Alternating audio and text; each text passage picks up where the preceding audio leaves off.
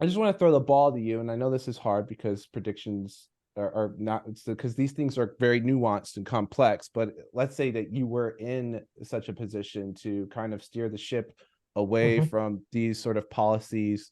Uh, what would be maybe the first steps that you would take, a priority move that we should make, Sure.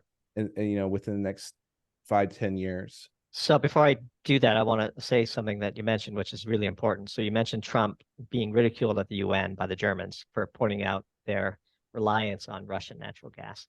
You must recall, of course, that for the period of a decade or a decade and a half, we were in a period of energy abundance.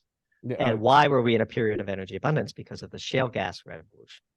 Like 90% of the growth in the production of oil comes out of 6 counties in Texas, to quote our friends at I forget their names now, but and so the U.S. shale revolution tilted the entire world into a period of energy abundance. And when you're in a period of energy abundance, energy is just another commodity and can be ignored. And you could laugh at Trump.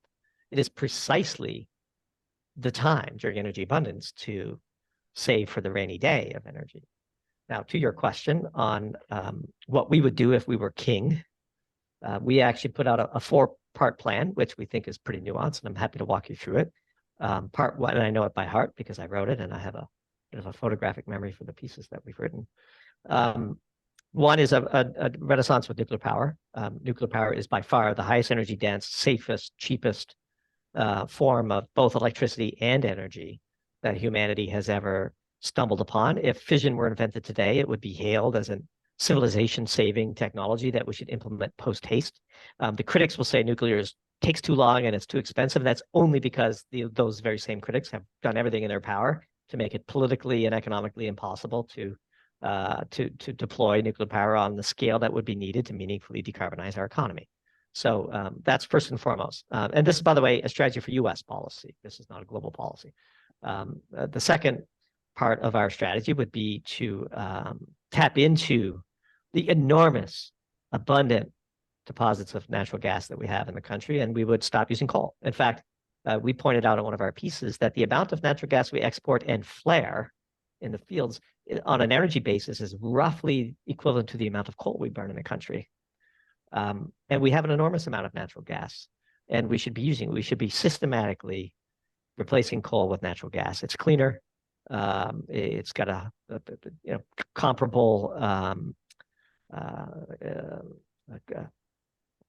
losing my brain. It's got a comparable performance in power plants where you have the amount of on time that you can have. They're pretty reliable. It burns cleaner, easier to capture CO2. We've profiled a few companies that are developing some interesting technology in that space and so on. The third thing that we would do is we would build a homegrown solar supply chain again. If we're going to use it, we're far less bearish on solar than we are on wind, which is something we could talk about. But we have allowed China to monopolize the vast majority of the polysilicon supply chain, and we could totally make such factories, which are highly energy intense, in the shale patch.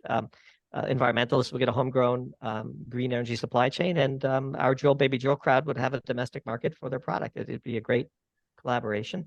And then finally, we would de-emphasize full battery electric vehicles and use our limited battery materials for plug-in hybrids, because you get far more gasoline abated per kilogram of battery materials in that way. And there's just no denying that in the electrification of our transportation sector, battery materials are the constraint. And one thing I've learned in industry is you always manage your constraints. And so I think that's a pretty balanced plan.